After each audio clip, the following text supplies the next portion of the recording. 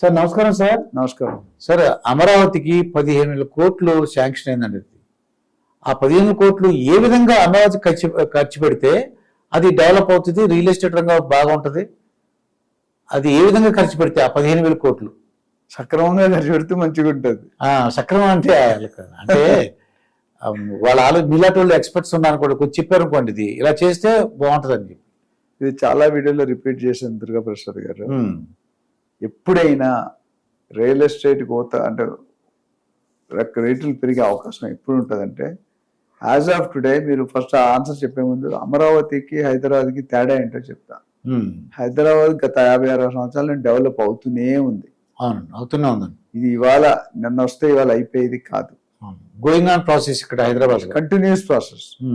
There is no end for development. Okay. 30 సంవత్సరాల క్రితం చూస్తే నందమూరి తారక రామారావు గారు ఉన్నప్పుడు సిచ్యువేషన్ వేరు, అంతకుముందు కాంగ్రెస్ ఉన్న సిచ్యువేషన్ వేరు, దాని తర్వాత సిబిఎన్ గారు వచ్చాక సిచ్యువేషన్ వేరు, రాజశేఖర రెడ్డి ఒక్కొక్క గవర్నమెంట్ ఒక్కొక్క దాంట్లో ఫేస్ చేశారు. సో వాళ్ళ ప్లానింగ్ వాళ్ళ స్టార్టింగ్ చాలా వరకు పాలసీలు అన్ని కంటిన్యూ చేస్తారు. 1 or 2 కేసులు కొద్దిగా మారుస్తారు. ఓకే. సో ఇవన్నిటికీ కారణం ఏంటంటే, ఒకటైతే వాస్తవం చెప్పారు, గత 10 సంవత్సరాల్లో పెరిగినంత రియల్ ఎస్టేట్ అంత ముందు పెరగలేదు అనేది వాస్తవం. అందుకే మన కేసీఆర్ గారు సిటీలో ఓట్లన్నీ ఆయనకే పడ్డాయి. అసెంబ్లీ ఎలక్షన్స్ లో బయట ఓట్లు ఏం పడలేదు. ఇప్పుడు రేవంత్ రెడ్డి గారు వచ్చి దాన్ని మార్చి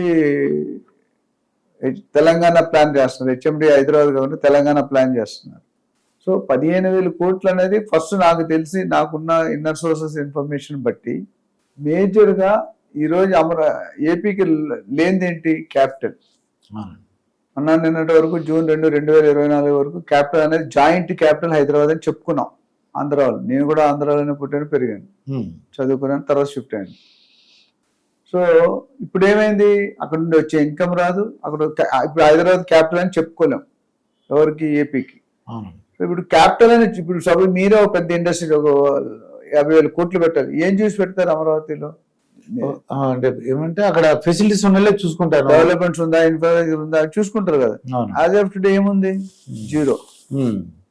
సో డెవలప్ చేయడానికి కొద్ది టైం ఉంటుంది. అందులో ఇన్ఫ్రాస్ట్రక్చర్ ఉంది, వాటర్ ఉంది, పవర్ ఉంది, అన్ని రంగాల్లో కొద్ది స్ప్లిట్ చేస్తారు. మన తెలంగాణ బడ్జెట్ చూస్తే ఒక్కొక్క అంశం హెచ్ఎండిఏకి ఎంత, మన ఓఆర్ఆర్కి ఎంత, RRRకి ఎంత, అట్లా జిహెచ్ఎంసీకి ఎంత అని డిసైడ్ చేసి ఇన్ని కోట్లు 100 కోట్లు మొత్తం హైదరాబాద్ సిటీకి 10,000 కోట్లు అన్నారు. ఇప్పుడు ఒక సిటీకి 10,000 కోట్లు అంటే అక్కడ మొత్తం క్యాపిటల్ కి 15,000 అనేది తక్కువ. బట్ ఉన్న దాంట్లో ఇప్పుడు ఏపీ పరిస్థితి లేదు కాబట్టి ఇక్కడ పెద్ద సమస్య ఏంటంటే, చాలా మంది నాకు రేజ్ చేసి వచ్చిన ఈ 15,000 కోట్లు అప్పా గ్రాంటా, అది ఇంపార్టెంట్. ఇది మొత్తానికి వచ్చిందండి, అది పొలిటికల్ అండి, అది పొలిటికల్లే. బట్ ఇది గ్రాంట్ ఇచ్చిన అప్పించే మన డబ్బులు వచ్చేయలేదనేది ఇంపార్టెంట్. అయితే నాకు తెలిసిన వరకు నిర్మలా సీతారామన్ గారు క్లారిటీగా చెప్పారు, ఇప్పుడు ఫస్ట్ ఫేజ్ లో 15,000 కోట్లు ఇచ్చాము, ఇది మేమే IMF కానీ వరల్డ్ బ్యాంక్ దగ్గర కమిట్మెంట్ తీసుకుని వాళ్ళు గ్యారంటీ స్టాండ్ చేసి వీళ్ళకి పంపిస్తాం, మా దగ్గర స్టేట్ కి సెంట్రల్ కి లావాదేవీలు తర్వాత చూసుకుంటాం, ప్రస్తుతానికి 15,000 కోట్లకి మేము హామీ అని చెప్పింది ఆవిడ. ఇది కాకుండా మళ్ళీ చాలా లేదంటే మళ్ళీ కొద్దిగా ఎక్స్ట్రా ఫండ్స్ ఇస్తామని కూడా క్లియర్ గా చెప్పారు. ఓకే. సో అదొక ప్లాజిటివ్ పాయింట్. ఇప్పుడు ఏపీ గవర్నమెంట్ ఏంటంటే సెంటర్ తో టైఅప్ అయ్యింది.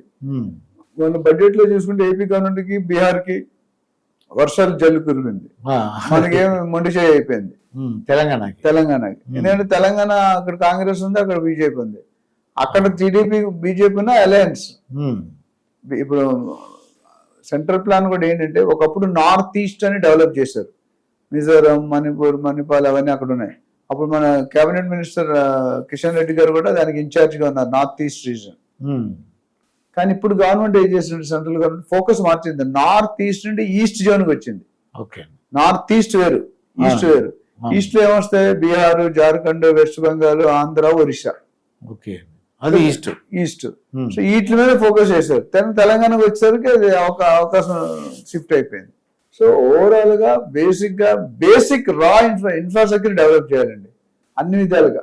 అంటే ఇప్పుడు ఒక ఇండస్ట్రీ నాకు 20,000 కోట్లు పెడతాంటే నాకు అన్ని సౌకర్యంగా ఉండాలి. ఇప్పుడు రోడ్లు లేవు, పవర్ లేదు, వాటర్ లేదు, ఉండడానికి వసతులు కావాలి, కన్స్ట్రక్షన్ కావాలి, ఇవన్నీ ఎక్కడ? గవర్నమెంట్ ఆఫీసులు, గవర్నర్ బంగ్లా, హైకోర్టు, వాటెవర్ మిగతా government department seed access road అని ఉంది క్యాపిటల్ దగ్గర, అవును. Amaravati seed access road. Um. అదొక 8-9 కిలోమీటర్ స్ట్రెచ్ లో ఉంది. సో ఫస్ట్ రేట్ ఇప్పుడు బాగా అక్కడ ఎక్కువ ఉంది, 50-60 వేలు నడుస్తుంది గజం. ఓకే. మెయిన్ క్యాపిటల్ అవుతుంది మనకి, మెయిన్ క్యాపిటల్ హైదరాబాద్ ఎట్లా ఉందో ఉమ్. అక్కడ మెయిన్. అక్కడ పోతే పక్కన తుళ్ళూరు ఉంది, వెంకటపాలెం ఉంది, డైమండ్ రింగ్ ఉంది, ఖాజా ఉంది, తాడేపల్లి ఉంది. ఇవన్నీ కూడా డెవలప్ అవ్వాల్సిన అవసరం ఉంది. ఇప్పుడు ప్రస్తుతానికి మన ఇండస్ట్రీ కారిడార్ చాలా వరకు జీరో అని చెప్పొచ్చు. అంటే నేనంటే 15,000 కోట్లతో ముందు అంటే డ్రైనేజ్ సిస్టమ్ కానీ రోడ్లు, అదే బేసిక్ ఇన్ఫ్రాస్ట్రక్చర్ డెవలప్ చేయాలి. బేసిక్ ఇన్ఫ్రాస్ట్రక్చర్ రోడ్లు అవుతాయి, డ్రైనేజ్ అవ్వచ్చు, వాటర్ అవ్వచ్చు, పవర్ అవ్వచ్చు. ఉమ్.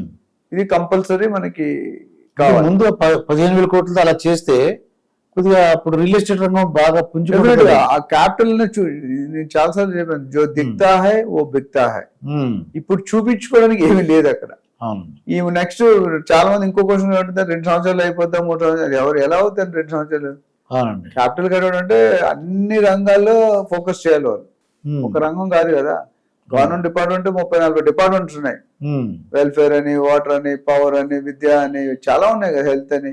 అవును. ఇవన్నీ డెవలప్మెంట్ ఫస్ట్ ఫేజ్ లో ఒక షేప్ సైజ్ అయితే ఒక నమూనా తీసుకొస్తారు. ఉమ్. చంద్రబాబు నాయుడు గారు expert, senior politician. Narendra Modi గారు పక్కన కూర్చునే సీట్ ఆయనకి అవకాశం ఉంది. అవునండి. ఆయన సెంటర్ లో ఎప్పుడు కూడా మెయిన్ రోల్ ప్లే చేస్తాడు. ఒకప్పుడు టిఎన్ శేషన్ కానీ, అబ్దుల్ కలాం ఆజాద్ గారు కానీ ఉమ్. చూసుకుంటే ఈయన మెయిన్ బ్యాక్గ్రౌండ్ మీదే ఆయనకి అక్కడ గవర్నర్ ప్రెసిడెంట్ అయ్యారు, అవునండి. మీకు తెలిసే ఉంటది. ఉమ్. సినిమా బట్ ఇక్కడ ఏంటంటే డబ్బులు లేవు, ప్లానింగ్ ఈజ్ ఎక్సలెంట్, ఓకే. అందులో డౌట్ ఏం లేదు మనకి. ఉమ్. ఓకే, కానీ డబ్బులు కావాలంటే ఏం చేయాలి? చంద్రబాబు నాయుడు గారు ప్రస్తుతం ఛాలెంజ్ నుంచి 10 లక్షల కోట్లు అప్పు ఉందన్నారు. ఇప్పుడు మన అవును. అసెంబ్లీలో మాట్లాడారు. అవును. ఇంకొక 10 లక్షల కోట్లు సంక్షేమ పథకాలు ఈయన ఇచ్చినవి ఆయన ఇచ్చిన దానికి కావాలి, 20 లక్షల కోట్లు. ప్లస్ గవర్నమెంట్ నడపడానికి ఇంకో 5-6 లక్షలు, అంటే 25 లక్షల నుండి 30 లక్షల కోట్లు నెక్స్ట్ 5 years లో కావాలి. కాదు. ఇప్పుడు మనం అప్పుల్లో ఉన్నాం, కానీ మన అప్పు కట్టడానికే మళ్ళీ అప్పు తీసుకుని ఇంట్రెస్ట్ వడ్డీ కడుతున్నాం. ఉమ్. సో ఈ స్టేజ్ నుండి ఫస్ట్ బయట -0కి వెళ్ళిపోయింది. మన చంద్రబాబు నాయుడు గారు మాట్లాడుతుంటే ఒక విలేకరు అడిగారు, ఉమ్. సార్ అమరావతి ఎన్ని రోజులు కట్టేస్తారు, ఎంత బడ్జెట్ లో కడతారని. ఆయన ఆన్సర్ ఏం చెప్పారు, నువ్వు వచ్చి మాట్లాడవా అని చెప్పాడు విలేకరు. ఉమ్. అయితే 15,000 కోట్లు ఎలా చేద్దాం అంటారు మీ ఐడియా ప్రకారం? బేసిక్ మనం ఇందాక అనుకున్నట్టు బేసిక్ ఇన్ఫ్రాస్ట్రక్చర్ వసతులు కలిగించారు, ఉమ్. మౌలిక సదుపాయాలు ఓకే. అయినప్పుడు బయట నుండి వచ్చేవాళ్ళు కనిపిస్తుంది. ఓకే, ఒక క్యాపిటల్ అంటూ బిల్డ్ అయింది. ఒక్కటైతే ఇందులో మంచి మా వార్త ఏంటంటే 15,000 కోట్లు సెంటర్ ఇస్తానన్నలో ఉమ్. నెక్స్ట్ గవర్నమెంట్ వచ్చిన అమరావతిని క్యాపిటల్ గా మార్చలేరు, ఇంకా అమరావతి క్యాపిటల్ ఫిక్స్ అయింది. ఓకే. ఎందుకంటే గవర్నమెంట్ అనేది ఫండ్స్ దానికి అలిగేట్ చేస్తుంది, క్లియర్ గా capital development. Okay. Actual AP reorganisation act లో ఉంది అది. ఉమ్. సో ఒక క్యాపిటల్ డెవలప్మెంట్. అంటే ఇప్పుడు నెక్స్ట్ మళ్ళీ వేరే జగన్ అది బీజేపీ వచ్చారనుకోండి, ఉమ్. ఇప్పుడు అమరావతి కాదు నేను మళ్ళీ కర్నూలులో పెడతాను అనే ఛాన్స్ పోయింది. ఎందుకంటే కన్ఫర్మ్ కదా, కన్ఫర్మ్ అయితే కదా 15,000 కోట్లు ఇచ్చారు. అవునండి. అది మంచి పాయింట్ ఏపీ చేస్తుంది. ఉమ్. సో రియల్ ఎస్టేట్ పెరగాలంటే నాకు తెలిసి హైదరాబాద్ ఈజ్ ఆల్రెడీ, ఇప్పుడు జనరల్ కంట్రీస్ లో చూస్తే developed country, developing country, to be developed 3 ఉంటాయి. ఓకే అండి. హైదరాబాద్ ఆల్మోస్ట్ డెవలపింగ్ కంట్రీ ఉంది, అమరావతి అనేది టు బి డెవలప్డ్. సో అక్కడ వచ్చేసాం. సో ఇక్కడ పెడితే కొద్దిగా క్విక్ గా ఇనిషియేట్ అవుతుంది, అక్కడ పెట్టిన అవుతుంది కొంచెం టైం పడుతుంది. అదే 2 ప్లేస్ కూడా మంచి ఇన్వెస్ట్మెంట్.